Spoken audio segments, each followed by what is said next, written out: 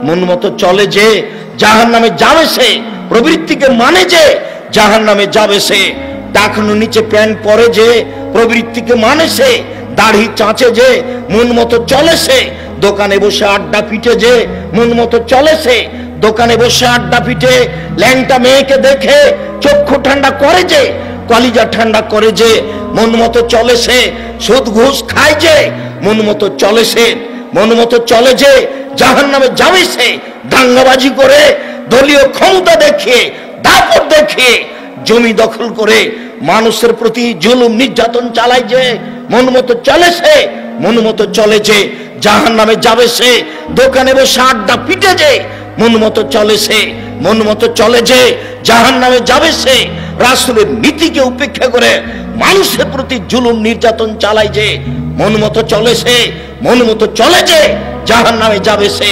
আজ থেকে 1450 বছর পূর্বে মুহাম্মদ সাল্লাল্লাহু আলাইহি সাল্লাম বলেন, হজবাতিন নার বিশাওয়াত, মনের ইচ্ছা দ্বারা জাহান্নামকে ঘেরা আছে, নিয়ম নীতি কষ্ট ক্লেশ ত্যাগ তিতিক্ষা দিয়ে জান্নাতকে ঘেরা আছে।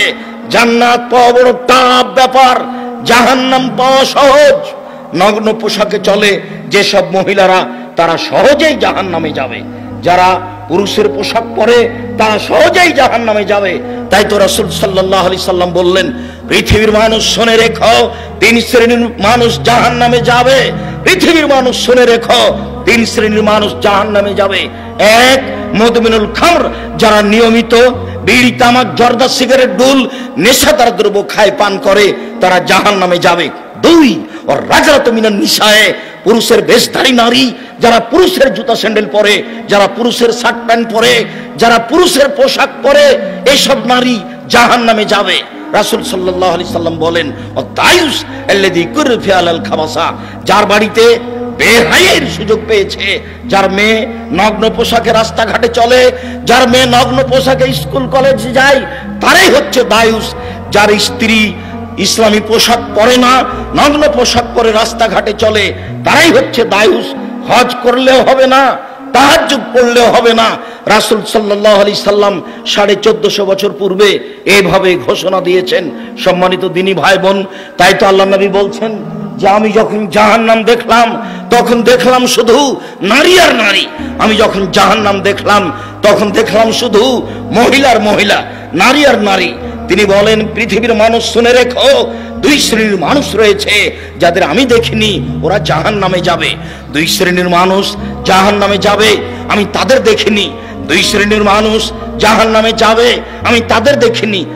1, মাহুম সেয়াতুন, 1 শ্রেণীর মানুষ যাদের হাতে থাকে লাঠি, কাজ নাবিল গাব্বাকারে, গাভীর লেজের মতো, একদিক মোটা একদিক চিকন, এদের নাস, তারা মানুষকে মারে এই দিয়ে, এরা জাহান্নামে যাবে। যারা সাধারণত সরকারি ডিপার্টমেন্টে থাকে, পুলিশ ডিপার্টমেন্টে থাকে, তাদের হাতে এরকম লাঠি থাকে। যারা স্কুল কলেজে পড়ে দাঙ্গাবাজি করে, তাদের হাতে এরকম লাঠি থাকে। যারা দলীয় দাপট দেখায়, তাদের হাতে এরকম লাঠি থাকে।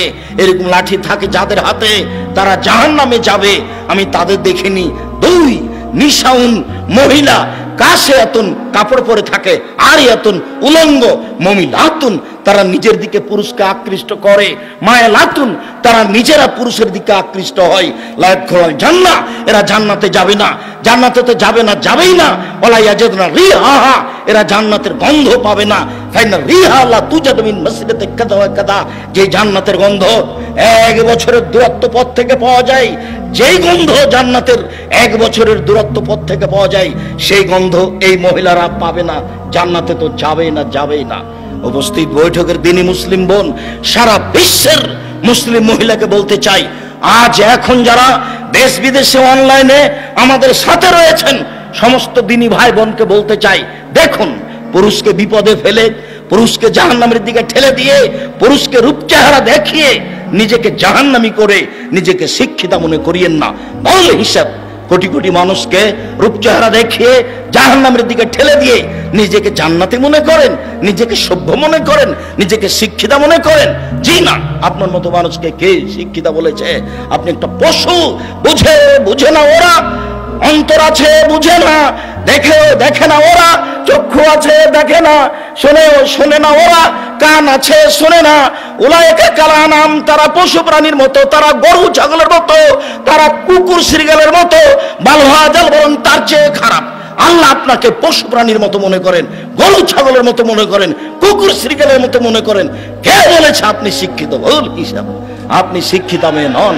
জাতির ক্ষতি করে আপনি শিক্ষিত হতে পারেন না, নিজের ক্ষতি করে আপনি শিক্ষিত হতে পারেন না, জাতিকে ধ্বংসের পথে ঠেলে দিয়ে আপনি নিজেকে শিক্ষিত মনে করতে পারেন না। ভুল হিসাব।